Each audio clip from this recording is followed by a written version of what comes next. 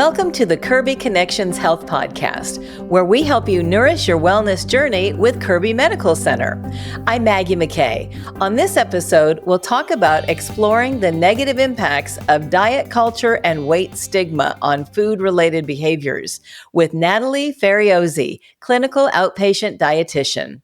Natalie, thank you so much for making the time to be here today. Thank you. I'm excited to be here. So what inspired you to become a registered dietitian? It's a great question. I've been a type 1 diabetic for 24, almost 25 years. And at a very young age, I had to learn how to manage, a major organ in the body to be able to just survive. So I had my own registered dietitians growing up, and they provided education, counseling, and self-management support. But this really eventually kind of shaped my relationship with food. And I did struggle for a period of time with my relationship with food. I felt like food was a tool. And I equated it to numbers and success or passing or failing instead of, enjoying the food that I was eating. So I actually had a dietitian who helped me quite a bit heal my relationship with food.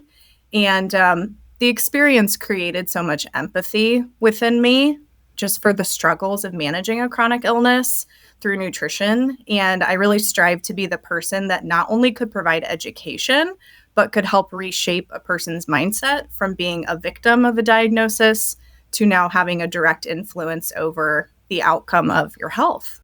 I love that your doctors inspired you to be where you are today. When you Yes. mention relationship with food, describe what that means for most people. Yes, a relationship with food is really the thoughts, feelings, and behaviors related to what, when, and why you choose to eat.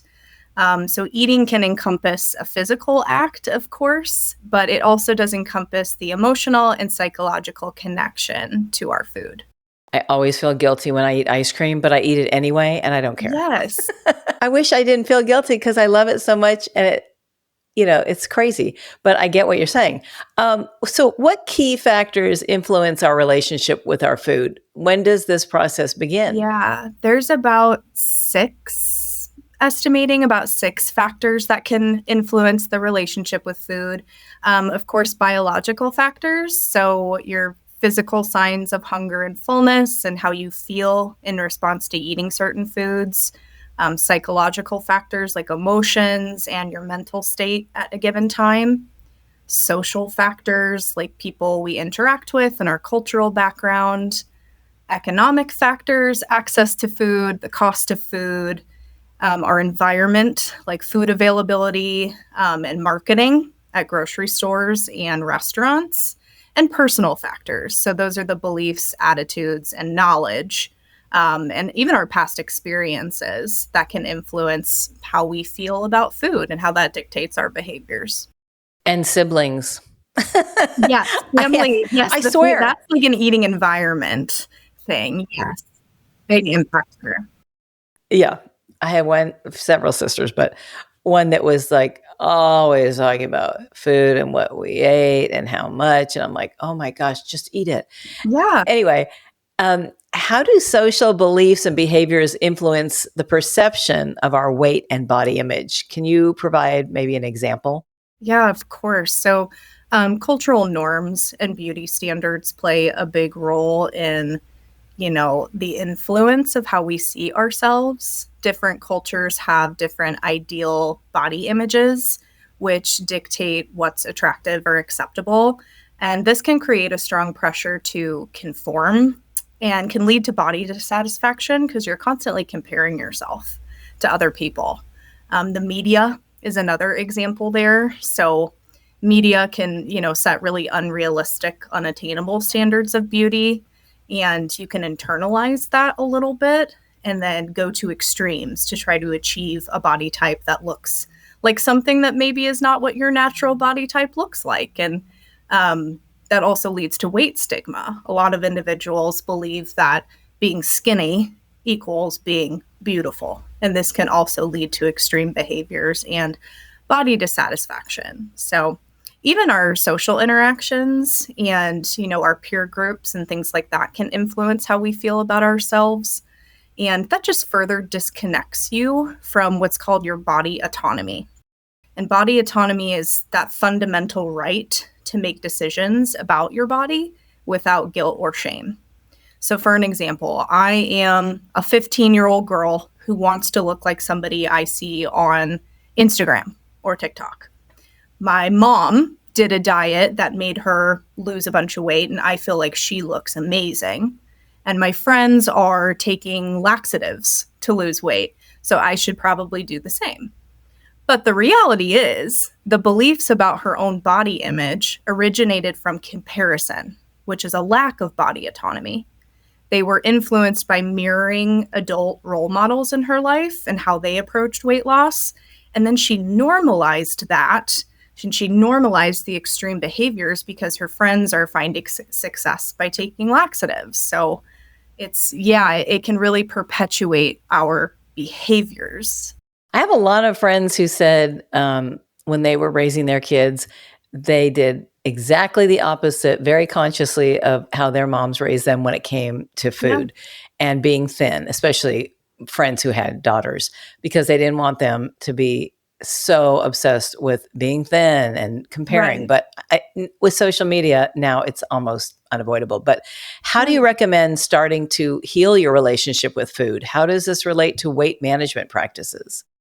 First step would be meeting with a professional. So that could be a registered dietitian, a national board certified wellness coach, or even mental health counselors or therapists, because we're really going to be able to assess your current patterns and beliefs and then provide evidence-based information and counseling techniques that will help kind of unravel that web of misunderstandings about health, body image, and even behavioral responses.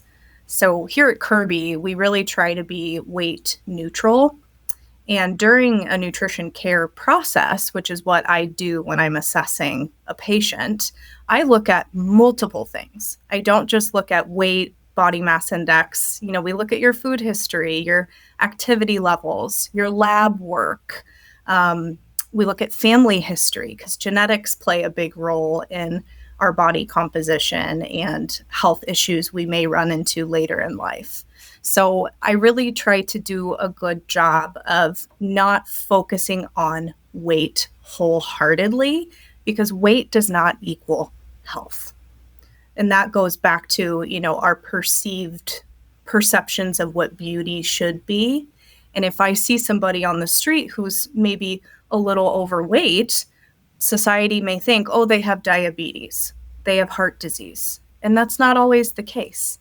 So the best thing to do is just work with a professional as soon as you really want to start healing your relationship with food and understand more about your needs specifically.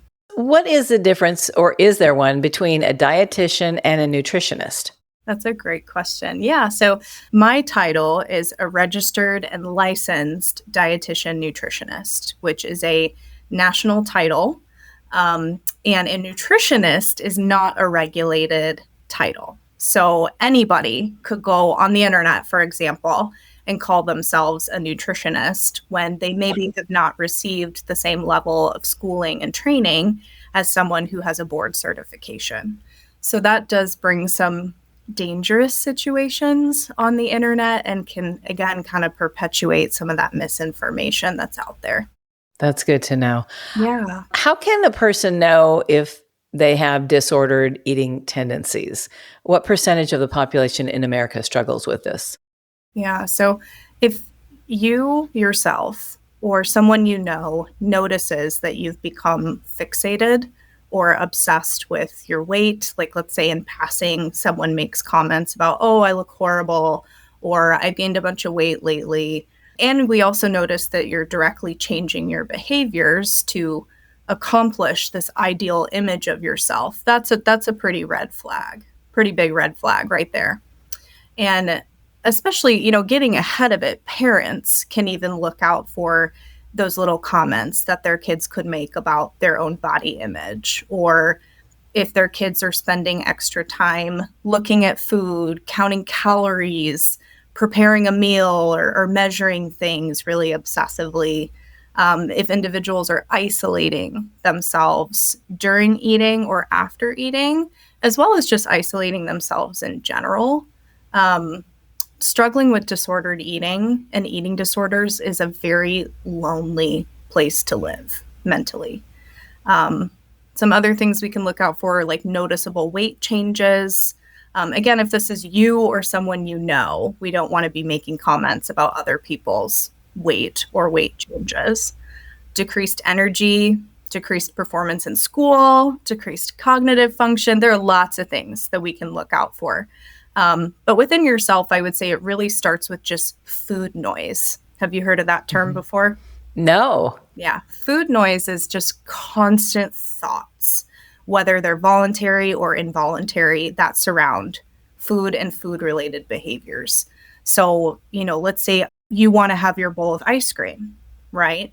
But in your head, you're thinking, I shouldn't have this. This is bad. This is a bad choice. Where does that come from? Why do I believe that about ice cream? And also, why do I not trust myself to make an informed decision about what I eat without guilt or shame? So we could unpack that a little bit. And if you start to notice that within yourself, maybe it's time to talk to somebody who can help. With the Ozempic and Wegovy, et cetera, craze, I've heard that you probably should not comment either way ever on somebody's appearance as far as like a radical weight gain or weight loss. How do you feel about that? What do you recommend?